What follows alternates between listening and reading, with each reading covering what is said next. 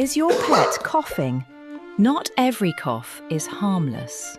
It could be irritation, infection, or a deeper respiratory problem. Tuberculosis in pets is uncommon.